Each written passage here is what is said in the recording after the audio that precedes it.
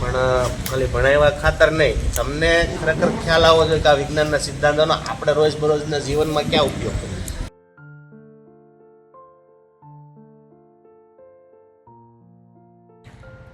અને બીજી સાઈડમાંથી આ રીતે કાપ્યું છે, આવી રીતે આ જીભી જેવો ભાગ કર્યો છે, આપણે કર્યો છે ને હમણાં.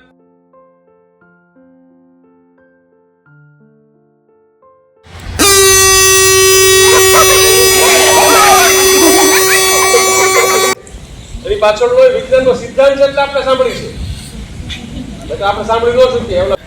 તો વાગે છે એની પાછળનું કારણ છે કંપન ધ્રુજારી. શું છે? આ વાઇબ્રેશન ને કારણે આપણે સાંભળીએ છીએ. તમારા કાનમાં જે કાંઈ તમને સંભળાય છે એ ફક્ત વાઇબ્રેશન છે ને એટલે સંભળાય.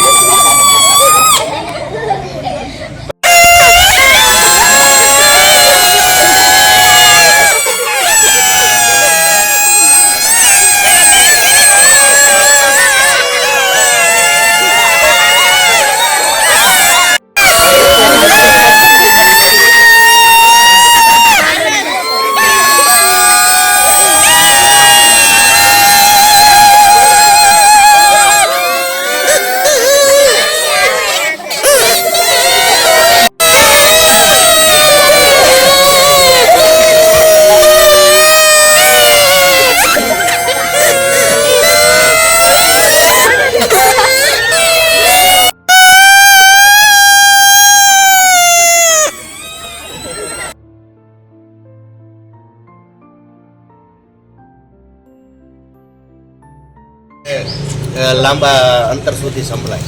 એનું કારણ એ જો તમે આ જોયું ને, સાહેબે જે પ્રેક્ટિકલ કરીને બતાવ્યું, એટલે સાહેબ અને એની ટીમનો અમે શાળા પરિવાર તાલુકા વતી ફરીથી આભાર માનીએ છીએ.